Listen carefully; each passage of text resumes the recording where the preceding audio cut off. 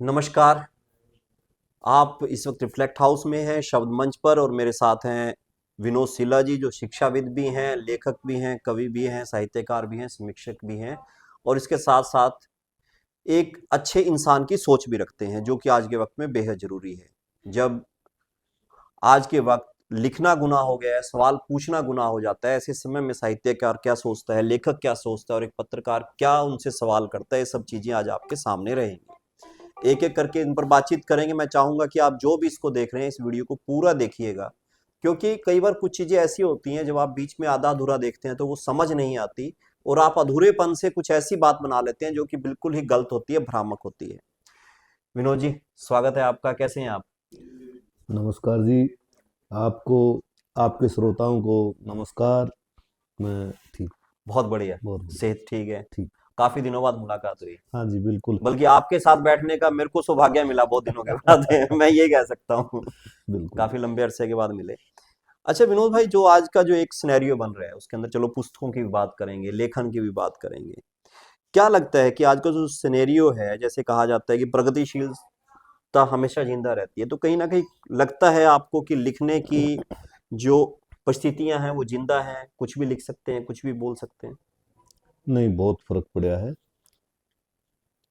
पीछे पिछली सरकारों ने अपने सिलेबस में अपने राजनीतिक दल के खिलाफ, अपने खिलाफ भी चीजें थी जो वो डाली थी। हम्म। लेकिन वर्तमान की जो सत्ता है वो बच्चों के सिलेबस को भी चेंज कर रही है। हम्म।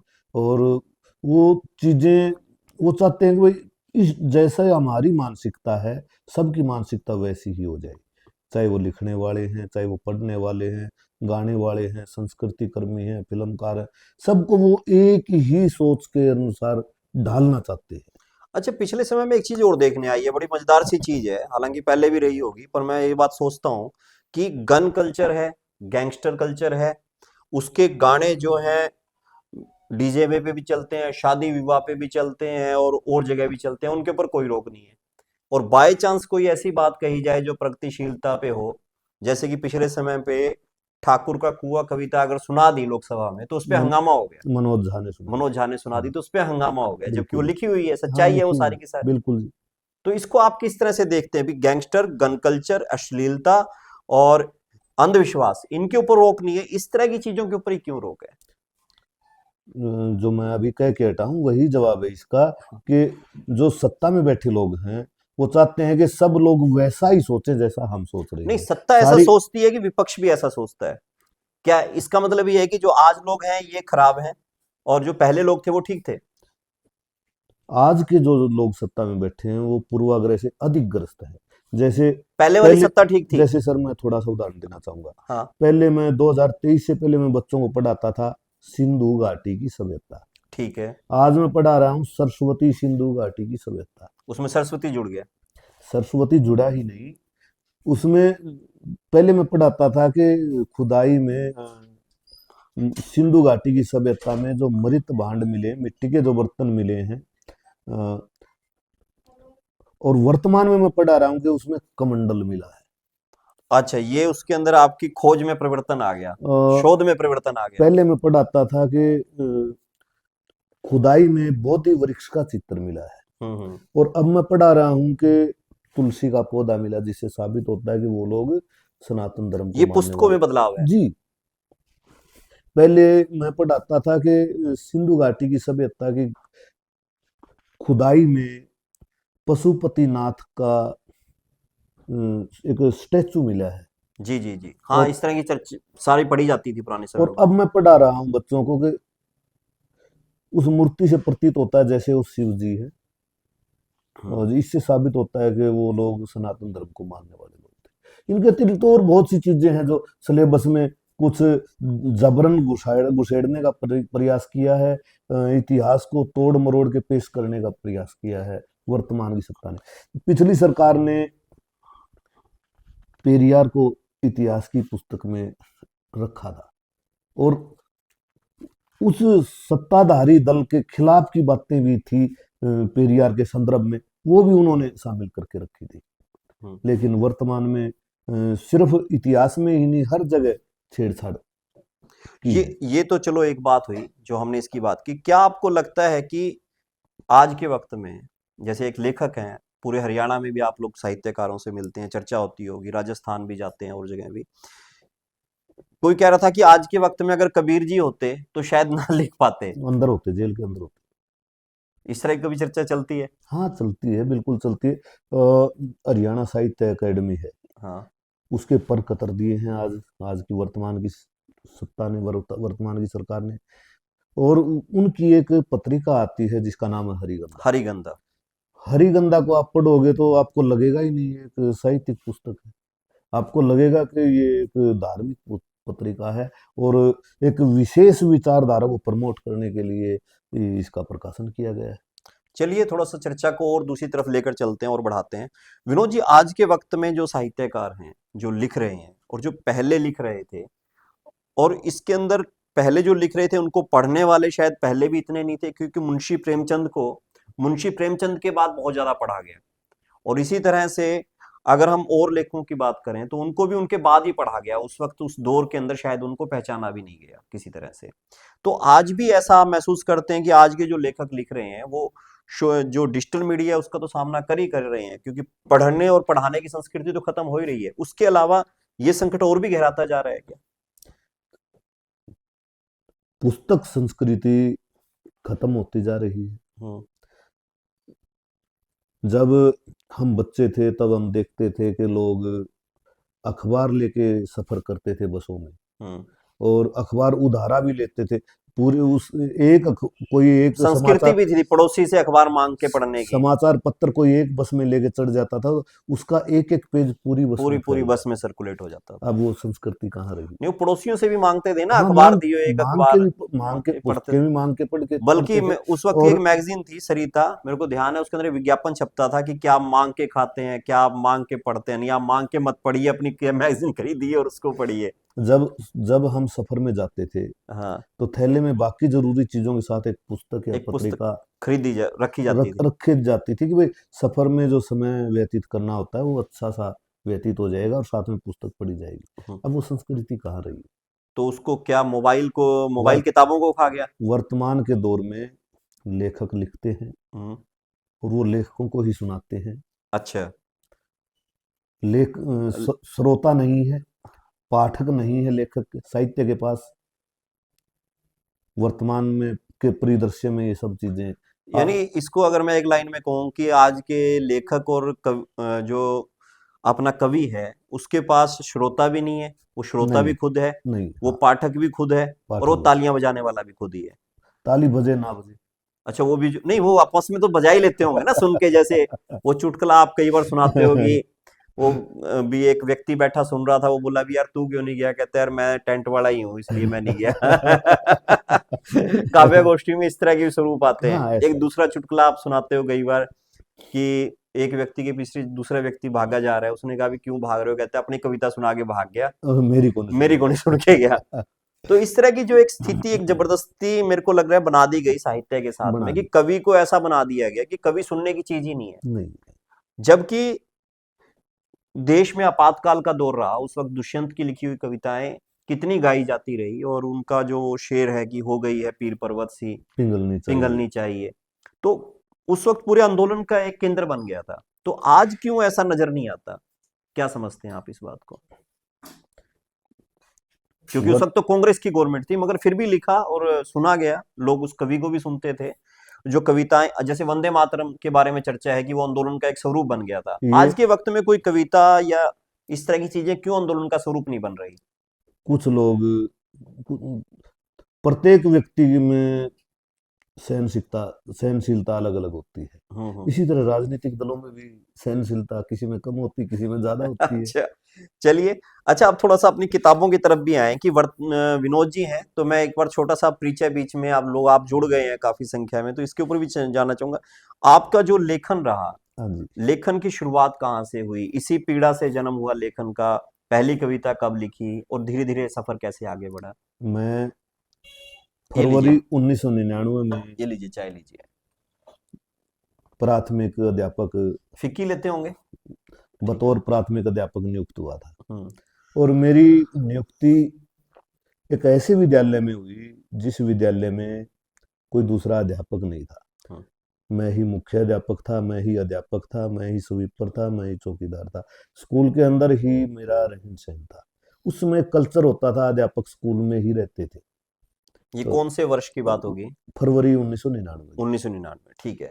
तो घर से 80-85 किलोमीटर दूर मेरी पोस्टिंग यहाँ टोहाना सब डिवीजन में हुई थी।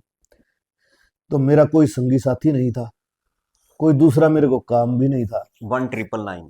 छुट्टी के बाद मैं बसें गिनने लग जाता रोड से, बस इतनी जाली, ये साधन इतने जाली, देखता रहता पागलों की तरह। हम्म।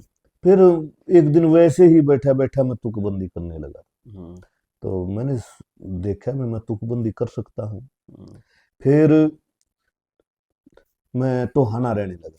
हम्म। उसके बाद तुकबंदी में भी जैसे कोई व्यक्ति एक ही कार्य बार बार करता रहता तो उसके कार्य में सुधार। हाँ, करत करत अभ्यास के जड़मति होत हाँ, सुजान। तो वो तुकबंदी ठीक होने लगी। हम्म।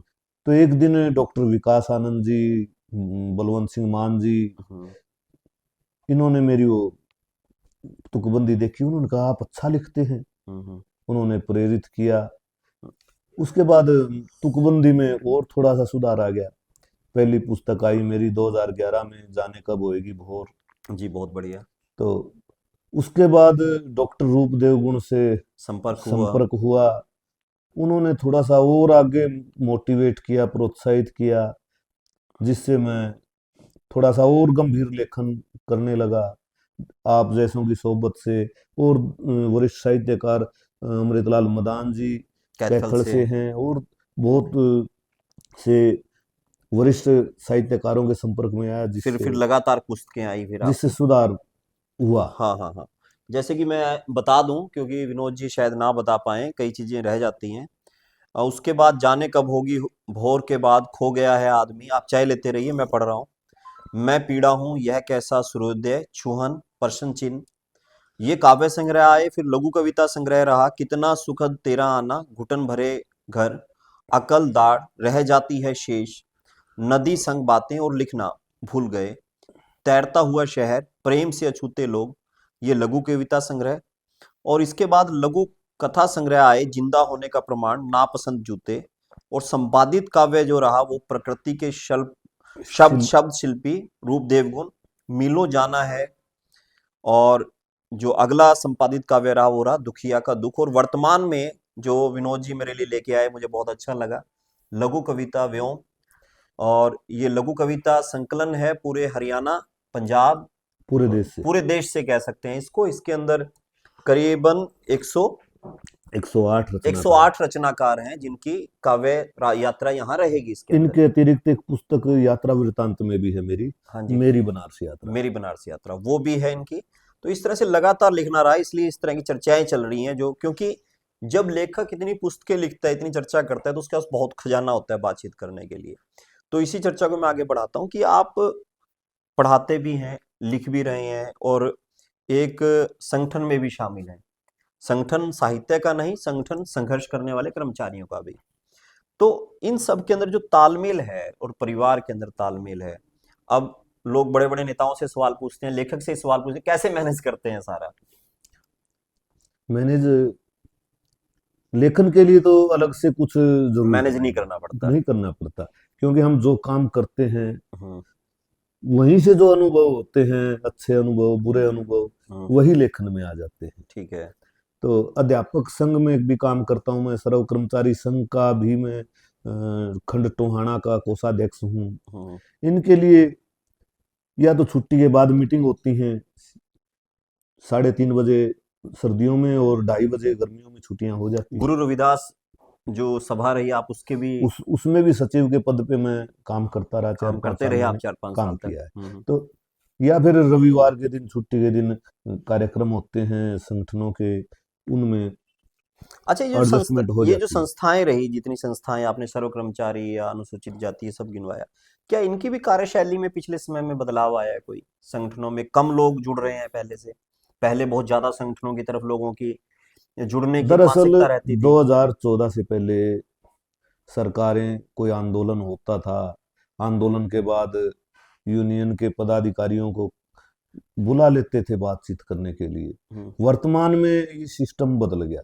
अब सरकार ने पूर्वाग्रह से ग्रस्त है कि ये 2 दिन 4 दिन जिंदाबाद मुर्दाबाद करके रह जाएंगे, और न कोई सुनवाई करती, न वार्ता के लिए बुलाती। पिछले दिनों रोडवेज का 2-3 साल पहले रोडवेज का एक आंदोलन चला आंदोलन था, हुआ था, हाँ, और वो बेनतीजा रोड, हड़ताल समाप्त करनी पड़ी। न्यायालय के हस्तक्षेप से वो हड़ताल समाप्त करनी पड़ी। ऐसा जब से हरियाणा बना तब से आज तक ऐसा कोई दूसरा उदाहरण नहीं है जो। तो वर्तमान में भी सरकार की वही नीतियां हैं, करना वही है उसने जो उसके मन में है। इसलिए कर्मचारियों का संगठन से मोह भंग हो गया, या संगठन वर्तमान की कमजोर हुए इसलिए नहीं मनवा नहीं, पाए? संगठन नहीं कमजोर हुए। सरकार की जो कार्य प्रणाली है वो आक्रामक है, जिससे आम कर्मचारी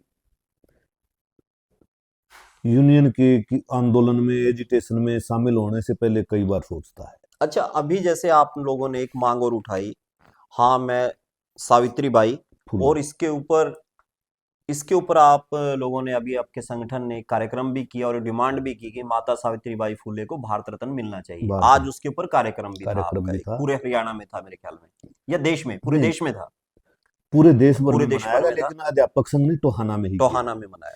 चलिए, तो इसको आप किस तरह से देखते हैं, जब आप अध्यापन के साथ साथ इस तरह के लोगों को अपने साथ जोड़ के काम करते हैं, लोगों की क्या प्रतिक्रिया रहती ये पुस्तक हमने सबसे पहले टोहाना सब डिवीजन के प्रत्येक विद्यालय में भेजी। 700 बच्चों तक ये पुस्तक पहुंची, है जी? और इस पुस्तक को पढ़ के बच्चों ने हम्म। 25 दिसंबर को अपने अपने विद्यालय में एक परीक्षा दी। उस परीक्षा में जो बच्चे दूसरे, पहले, दूसरे, तीसरे स्थान पर रहे, उन सभी को आज टोहाना बुलाया गया और उनकी आज परीक्षा ली गई।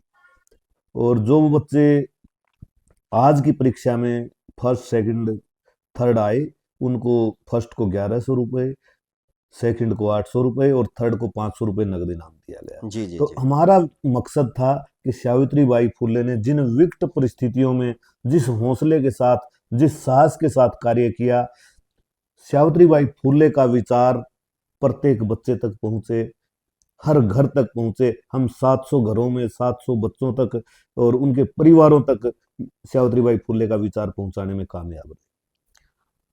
तो विनोद जी से हमने अलग अलग विषयों के ऊपर बातचीत कर ली है कि एक लेखक, एक कवि और एक अच्छा इंसान तब तक नहीं बनता जब तक कि उसकी किताबों से दोस्ती ना हो। किताबों से दोस्ती आपको पक्ष और विपक्ष में रखेगी, इस बात की गारंटी तो मैं नहीं कहता, मगर आपको एक विचार की रोशनी जरूर प्रदान करेगी, जिसके बाद आपको ये पता लगेगा कि हमारा सोचने का, भूतकाल का, वर्तमान का और भविष्य का दृष्टिकोण क्या हो। विनोद जी उस तरह के लोगों से मिलते हैं, बातचीत करते हैं, और इसीलिए लेखन के अंदर जितनी ईमानदारी बरती जाती है उससे ज्यादा ये अपने कार्य क्षेत्र में भी उसकी ईमानदारी बरतने की कोशिश करते हैं कि अध्यापक हैं, पढ़ा भी रहे हैं, मगर इसके साथ ही जिम्मेवारी भी समझते हैं इनके संगठन के लोग कि माता सावित्रीबाई फुले जैसे लोगों के बारे में सोसाइटी को पता लगे, बच्चों को पता लगे, उनके अभिभावकों को पता लगे। और शायद यही एक कोशिश है इनकी कि उनको भारत रत्न मिले तो वो चर्चा में और भी आए, ताकि और लोगों तक ये बात पहुंचे। एक लेखक के तौर पे, एक कवि के तौर पर इनसे आज हमने बातचीत की, साथ में एक विचारक के तौर पे भी बातचीत की। तो मैं अब अंत में आपसे और जानना चाहूंगा कि वर्तमान में जो एक लेखन का कार्य है, एक सांस्कृतिक कर्मी का जो कार्य है, उसकी क्या जिम्मेवारियां आप देखते हैं कि उसको क्या जिम्मेवारियां निभानी है? क्योंकि लिखने के लिए तो एक गैंगस्टर के गाने भी लिख रहा है, और एक शराब के गाने भी लिख रहे हैं, एक गाने ऐसे भी जिनके ऊपर ठुमके भी लगाए जा रहे हैं, एक कहानी ऐसी भी है जो नफरत भी फैला रही है। तो आप क्या चुनौतियां मानते हैं और कैसे समझते हैं कि एक सांस्कृतिक कर्मी, एक लेखक उस जिम्मेवारी को पूरा करे? लेखक की जिम्मेवारी बनती है कि वो अंतिम पायदान पे गुजर बसर कर रहे व्यक्ति की पीड़ा को अपने लेखन में लिखे। अगर हम इस देश में बच्चियों के बलात्कार हो रहे हैं, किसी को धर्म के आधार पे मारा जा रहा है, किसी को जाति के आधार पे उत्पीड़न किया जा रहा है, ऐसी परिस्थितियों में भी अगर कोई प्रेम रस लिखता है तो अतार्किक सा लगता है, तर्कसंगत नहीं लगता। और गन कल्चर और गंद कल्चर, ये तो हमारी आने वाली पीढ़ियों को भी बर्बाद करने का एक जरिया है। जो गंद कल्चर लिखते हैं, गन कल्चर लिखते हैं या परोसते हैं, उनसे मेरी रिक्वेस्ट है कि आप इसी एनर्जी को सकारात्मकता में लगा सकते हैं। समाज में व्याप्त बुराइयों के खिलाफ लिख के भी आप अपना लेखन का कार्य, पुनित कार्य कर सकते हैं और गाने का भी कार्य कर सकते हैं। बहुत अच्छी बात विनोद जी ने कही। एक गाना पिछले दिनों चला था, मैं जनरली जब कभी बैठता हूँ तो चर्चा उस पर करता हूँ। वो गाना था कि मैं ऐसे ही नहीं बना कि मामा पीढ़िए में पिस्तौल दे गया था। हम्म, और उस गाने के ऊपर वो शादी विवाह में काफी लोग नाचते हैं, उसकी बड़ी मस्ती करते हैं, और मैं अक्सर कहता हूँ कि इसके मामा से ये भी पूछ लेना कि इसकी जमानत कौन करवाएगा। तो ये बड़ा जरूरी है, हमें अपने बच्चों को उन गानों से दूर रखते हुए कई विनोद सिल्ला जी जैसे लोग हैं, उनके काव्य, उनके लेखन, और माता सावित्रीबाई फूले जिनकी आज जन्म दिवस है, उनसे जोड़ने की जरूरत है। विनोद जी कुछ और भी कह रहे थे, आप बताइए। मैं कई बार देखता हूँ कि हमारे ब्याह शादियों में, फंक्शन में महिला विरोधी गीत चलते हैं हाँ, और उन पे महिला ही नाच महिला ही नाच डांस रही कर रही होती हैं। होती है। तो महिलाओं को भी थोड़ा विचार करना चाहिए कि इस गीत के जो बोल हैं वो कितने सकारात्मक हैं, कितने नकारात्मक हैं। महिलाओं की स्वतंत्रता को बाधित करने वाले गीतों पर भी महिलाएं नाचती हैं। बिल्कुल यही मैं कह रहा हूँ कि इस तरह से जो है ये संस्कृति आपके बीच में डाल दी जाती है, हमारे पास बैठ के हमारी जेब कट रही होती है, हमारे विचार कट रहे होते हैं, हमारा दिमाग कट रहा होता है, और हम सोच ही नहीं पाते कि हमारे खिलाफ है। तो थोड़ा सा विचार करिए। जब आप बुजुर्ग हो जाते हैं, आप कहते हैं बच्चे हमारी सुन नहीं रहे, हमें मानना पड़ेगा वो ना सुनने की आदत, वो ना सुनने की संस्कृति, वो ना सुनने की सोच हमने ही उनको किताबें छीन के, मोबाइल देकर और इस तरह के गानों पर थिरक कर दी है।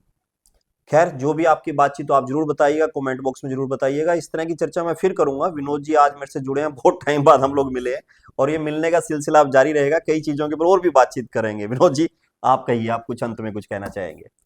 अंत में मेरा यही कहना है कि हर रोज पूरा परिवार एक साथ बैठे और जो परिवार का मुखिया है वो पूरे दिन की दिनचर्या परिवार के साथ साझी करे, जिससे बच्चों को पता चले कि हमारे पिताजी, हमारी माताजी बाहर काम करके आए हैं, वो किन किन पीड़ाओं से गुजर के हमारे लिए रोजी रोटी, कपड़ा, दूसरी सुविधाओं की व्यवस्था कर पाए हैं। तो ऐसी परवरिश में बच्चे बिगड़ने का या माँ बाप से बागी होने का चांस कम रह जाता है। अधिक से अधिक बातें माँ बाप ने, परिवार ने अपने बच्चों के साथ साझी करनी चाहिए। बहुत बहुत शुक्रिया विनोद जी, इतना समय आपने निकाला, और आप दर्शकों ने भी इसको पूरी वीडियो को देखा। मैं चाहूंगा कि इसको आप लाइक करें, शेयर करें, और कम से कम परिवार के साथ पर बैठकर देखें और ये समझें कि आपके परिवार में किस तरह की संस्कृति जन्म ले रही है, आपके पड़ोस में किस तरह की संस्कृति जन्म ले रही है। जो कवि लिख रहे हैं उनका मजाक मत उड़ाएं, उनकी कविताओं को पढ़िए और जानिए उसमें आपकी पीड़ा है। नमस्कार।